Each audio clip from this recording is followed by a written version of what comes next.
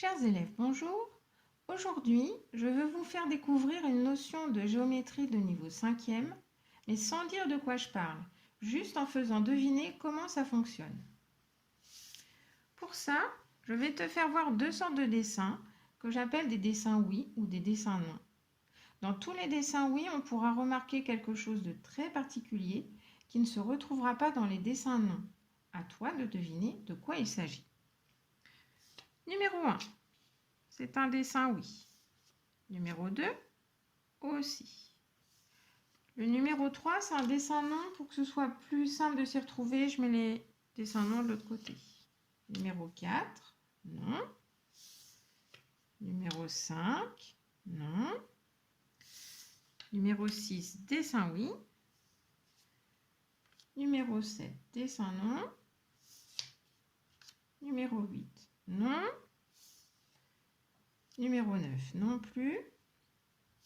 Et le dernier, le numéro 10, qui est un dessin oui. Maintenant, mets la vidéo en pause, le temps d'écrire ce que tu as remarqué pour les dessins oui et qui n'est pas possible avec les dessins non. Ça y est, tu as trouvé? Pour voir si tu as bien deviné, je vais maintenant te montrer deux dessins supplémentaires. À toi de dire si ce sont des dessins oui ou des dessins non. Numéro 11, oui ou non? Et le numéro 12, oui ou non? Tu peux remettre la vidéo en pause si tu as besoin de temps pour réfléchir avant que je donne la réponse. Alors, que se passe-t-il avec ces fameux dessins oui? Déjà, je peux décomposer chaque dessin en deux parties qui sont superposables, c'est-à-dire de la même forme et de la même taille. Ce qui me permet de comprendre pourquoi certains dessins sont des dessins non. Là, les deux parties n'avaient pas la même taille, là, elles n'avaient même pas la même forme. En plus de ça, c'est comme si chaque partie du dessin était obtenue en faisant tourner l'autre partie. Du coup, je comprends bien pourquoi le numéro 4 est un dessin non, ça ne tourne pas, ça glisse. Le numéro 3, c'est une symétrie axiale.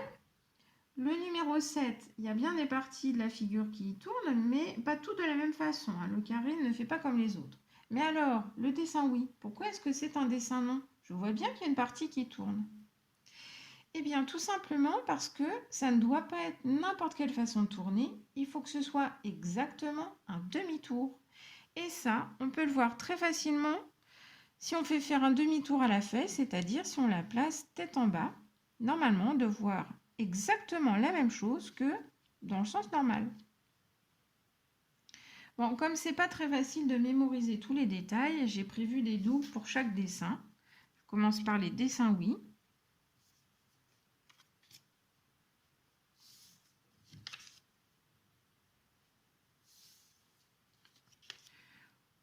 On constate bien qu'on voit exactement la même chose, que ce soit dans le sens de lecture normale ou que ce soit tête en bas. Pour les dessins non, ça va confirmer ce que j'avais déjà deviné. Pour le numéro 3, ça va pas du tout. Numéro 4 non plus. Bon, le numéro 5, de toute façon, les parties n'étaient pas de la même taille. Numéro 9, elles n'étaient pas de la même forme, mais je le refais voir quand même. Numéro 7, on voit bien que c'est décidément le carré qui met le bazar. Et pour le numéro 8, oui, je comprends mieux pourquoi c'était un dessin non. Bon, alors, le dessin numéro 11, oui ou non? Réponse. Dessin oui. Et le numéro 12, réponse. Dessin non. Mais à cause d'un tout petit détail, les poignées des parapluies qui ne sont pas dans le bon sens. Bon, et cette notion mystérieuse alors, qu'est-ce que c'est? Eh bien, c'est une sorte de symétrie. Mais ce n'est pas celle à laquelle on est habitué. Nous, on est habitué à la symétrie axiale, où une partie d'un dessin ou d'une figure se retourne de cette façon-là. Alors qu'ici, dans cette nouvelle sorte de symétrie, une partie d'un dessin fait un demi-tour, comme ça. Et pour la reconnaître, c'est simple, il suffit de mettre la feuille tête en bas. et de regarder si on voit la même chose.